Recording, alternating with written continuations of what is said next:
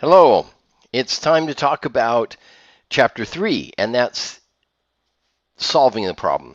So now we've gone through Phase 2, and we understand the design requirements. We've got our requirements. You start with that. Now, you figure out a solution to fit those requirements. Generating alternatives, analyzing alternatives, and selecting your top designs. Perfect is the enemy of good enough. And just remember this. You're not selecting the perfect design. You're selecting a good design. How do you define perfect? It doesn't exist. Think of the space shuttle.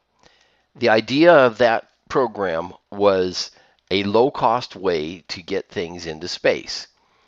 And it didn't work out so well. It was an old design. It needed to be redesigned. The Russians designed a space shuttle. It was almost a virtual copy of the United States space shuttle. But they took the problems that our space shuttle had and they sought about fixing them. What would they do different on their shuttle to solve some of the problems that our shuttle had? So they were using the experience with the first shuttle. You always gain by experience. There's no such thing as a perfect design. Once you've got a design complete, you say, oh yeah, we could have done this, that, or the other thing differently, and we'd have something better. You're always thinking that. You don't want to get in an endless loop of, oh, we can do this better, let's do it. Oh, we can do this better, let's do it. Done is more important than perfect. Do the best you can, but you do have a timeline. Okay, process. Generating alternative, brainstorming a lot. Find the most preferred solution. Analyze them, decision matrices, and things like that. Again, this stuff has got to show up in your notebooks and your progress reports. Else, low grades. Okay, identifying alternatives, innovation, creativity, approaches, brainstorming, studying existing solutions, benchmark against the competition. My Vina example I used in another video where they made a $500 product that other people were selling for $200. Don't go down this path. It's going to kill the company, and it did kill the company. Some VP really wanted it badly, and just drove the company into the ground. Are there solutions that can be transferred? Tennis balls on walkers. I mean, you don't make a tennis ball to put it on the leg of a walker, but they're so effective that people just started doing it. Tennis balls were meant to play tennis. Tennis balls on the end of the string to know when to stop your car in your garage, things like that. Solutions to other problems that can be transferred. That's an example. Solutions to other problems. Consultants.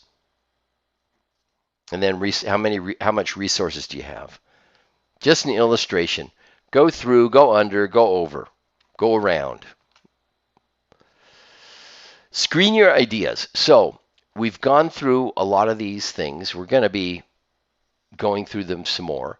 Affinity, force field, fishbone, plus, minus, delta, decision matrices, Gantt, Pareto, so forth. Understand the problem. And here we're going back to problem formulation. Intelligent assumptions about unknowns. Apply theory or principle to understand if your solution is going to work. Verify and check. Test prototypes. So, the first stage, so you're formulating the problem. Alternative generation.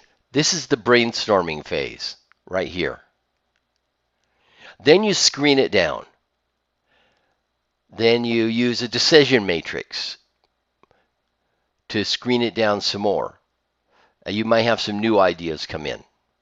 Decision matrix, screen it down some more. some more new ideas, and finally zoom in on the selection, on your selection, and then run with it. Okay. What tells you it's good or bad? A value system. Things that balance benefits and liability. What tools are you going to use? How are you going to measure whether you've hit your target or not? Creative tools, and that's using brainstorming and so forth. Learn to apply these tools. Brainstorm, decision matrix, so forth. Organized and dealing with the unexpected, dealing with change. Okay. Here's a fishbone, by the way. Types of decision tools. Go back to the customer.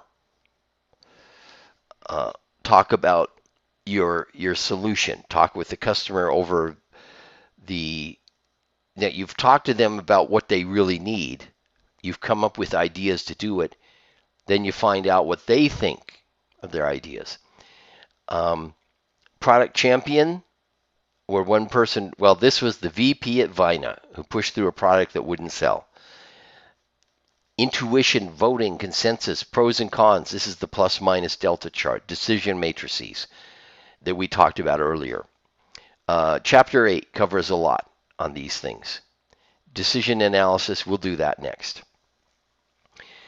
They all have their pluses and minuses. An expert might lack buy-in. That, well, yeah, if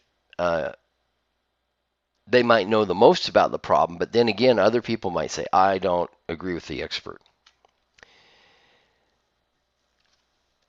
Are requirements met? And how do you best meet these requirements? Make a detailed analysis. So you're going to measure it. You're going to measure how much weight it can hold, or cost, and so forth. These kinds of analysis, simulations, and so forth. And of course, you do that before you actually construct something. If you can. Simulations, for example. You're asking, do I think this design will meet it? One group of students had to build some bookshelves that had some weight requirements. They were going to have to handle a bit of weight. And they came up with an idea of a cantilever. And I said, go test that idea first. Build a prototype. See if you think it'll work. And they tried it. No, it wouldn't work. So they had to go back and redesign their product. Decision matrix. So here's an example. I like numerical, like low is 0, or, oh, there we go. Low is 2, medium 4, high is 6.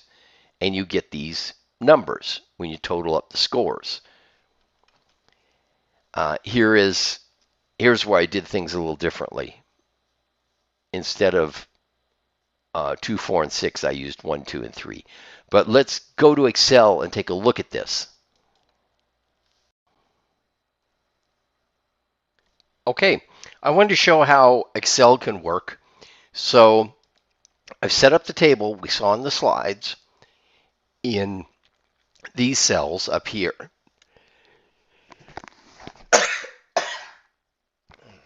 Allergies. Okay. And then these are the formulas, some product. So what that does is it takes, let's go here.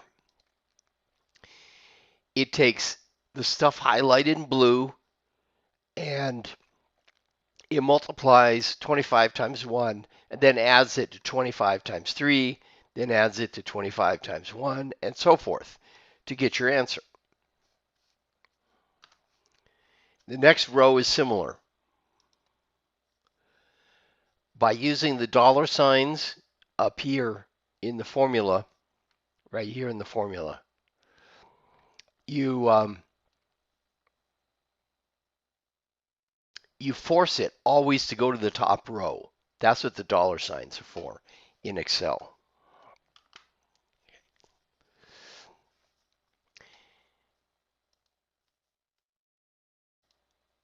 There. So So the weights are always multiplied. Now, the problem with this technique is that people might say, "Oh, I disagree with the weights. Wait a minute, salary ought to be 50. It shouldn't be 25." By the way, the weights do not have to sum to 100. In this case, they don't. Okay, when it was 25, I don't recall the employer who was highest, but employer B, this is the job you take.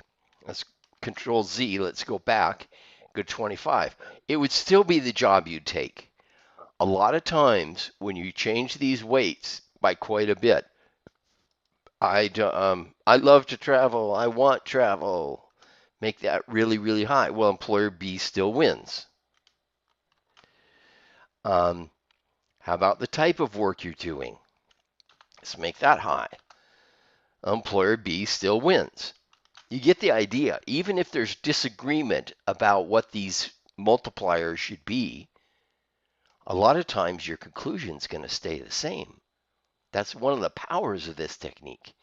It helps you put things on an objective basis, and all of a sudden people start saying, "Oh, yeah, I get it now. Get why an idea is good." Got to show up in your notebooks, got to show up in your reports. I'm going to end the video here and pick up the rest of the slides with the next video. Okay, back to the slides. A decision matrix, the steps in doing it. Get your information, determine the weight attributes, rank and rate the concepts, improve the concepts, resolve the decision. And like I pointed out about the weight attributes, you can, with Excel, you can just play what if games with the weights and see which alternative wins out. If it always wins, well, sounds like that's the choice, no matter what the weights are. Okay, another way to use the decision matrix. Okay. Summary. So this was a short video then, because we're winding up at the very end here. The summary, generating alternatives, brainstorming other techniques, analyzing force field, computer simulations, decision matrix, and so forth. All the different ways of analyzing what's your top decision. Use these tools, show them in your notebook, show them in your reports. I want to see that you're applying this stuff from the book, and of course, lectures and slides. Okay, that's all, folks, for now.